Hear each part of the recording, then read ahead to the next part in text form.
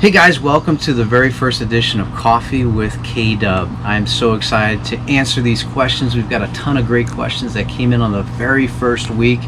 Grateful for this opportunity to be with you. So let's go ahead and answer question number one.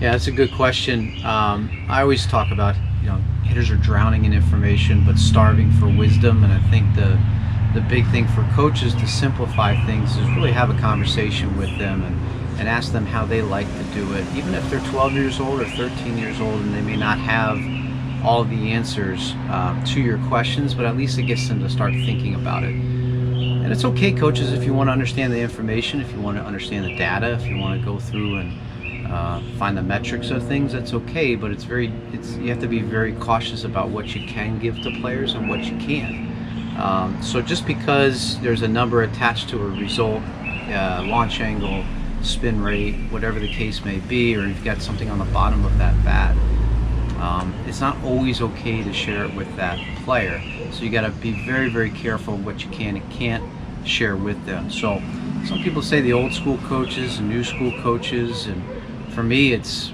I haven't changed the way I teach hitting. I just try to get to know them. I try to ask them very good questions, how they like to do it, and then put things into their program, their routine, their mind that suits them and fits them as the individual.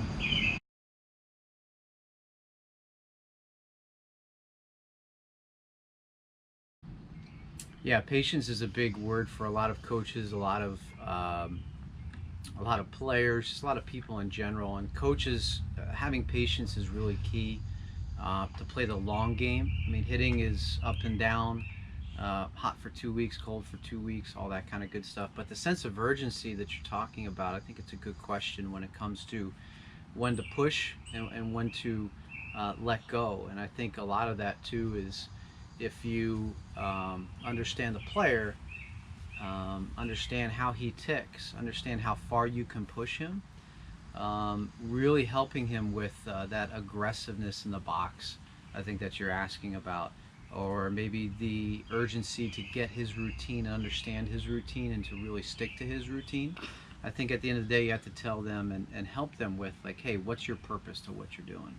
If they have a purpose to what they do, they will have a consistency in their work, have a consistency in their at-bats, and I think through that they'll have a sense of urgency of getting things done or having a plan to be on attack when they get in the box. So for me, helping them with a sense of urgency, they have to understand why they're doing what they're doing. So to peel the onion back and to start from the beginning, we have to teach them and help them having a purpose for what they do, to understand why they do what they do, and then from that they'll be able to have a sense of urgency about their work, their routine, pregame, and certainly in the box, in the game.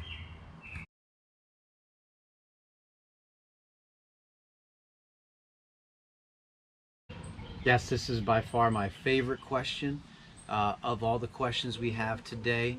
I always like to say all it takes is 5 minutes to change somebody's life. And I think if we take the time to understand that we have the power to serve others, servant leadership if you're a coach or just a person, just to serve others, I think that's at the core how you can positively impact, influence, and really maximize the experience of when you are with others. It's not always easy, like I say with hitting. Hitting is simple, it's just not that easy, but for me it's just really trying to let them understand that you're there for them, you're present, you're focused, you're plugged in, so to speak, into them and what they need and what they're going through, and it's not always about you. So it's I love Rick Warren's book that he wrote in the first one of his many books, but Purpose Driven Life, and the very first sentence of it is not about you. So I think in terms of having that other view, and how can I serve you today? How can I help you today? I think that's how we can really maximize every single time that we come across somebody, to help pour into them and lift them up.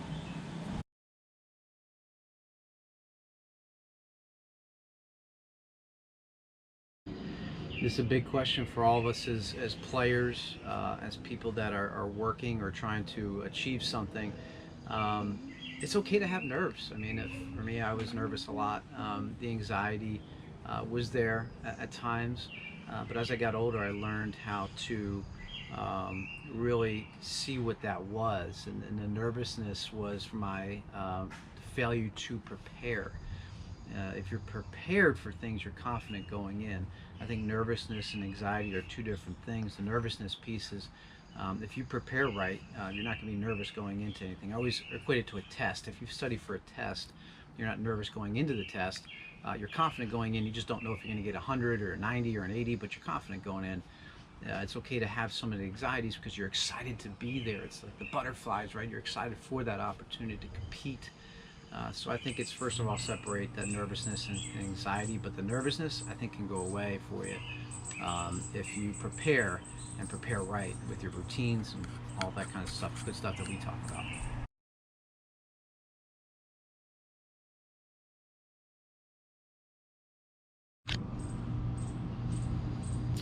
Yeah, that's an easy one. Gene Segura of the Philadelphia Phillies. Now, I watched him in Seattle, but obviously West Coast, and not having anybody I work with on that Seattle team at the moment. But I always admired him from afar. But just watching him this year with the Phillies constantly, I just love his at bats. Some people might call him old school, but he can go backside.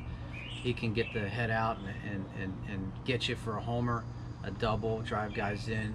Sticks to his approach. Keeps the ball in his zone and his strike zone, and he's a great two-strike hitter too, fouling balls off and putting balls in play. So he's so far this year, he's my favorite to watch.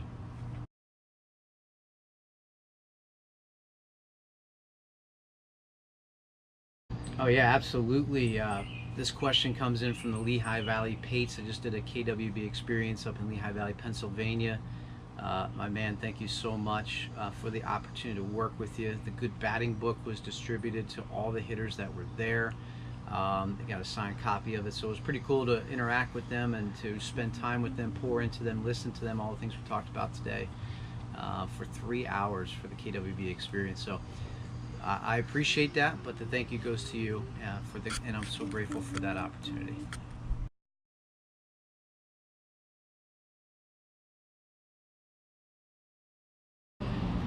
Yeah, I don't know if I chose baseball, but baseball I think chose me. I was a huge hockey player growing up. I smashed my leg in 10 places, and so I stopped playing. Had to stop playing. But for me, baseball, I liked it. I didn't really love it.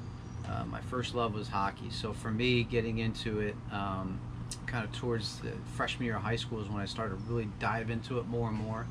I'm so thankful that I did, because I absolutely love the game. I'm passionate for it. It gives me a tremendous platform to be able to share with people. But I still love hockey. My son plays hockey. I love going to the rink. I love strapping the skates on with him. But baseball found me, I think, more than I found baseball.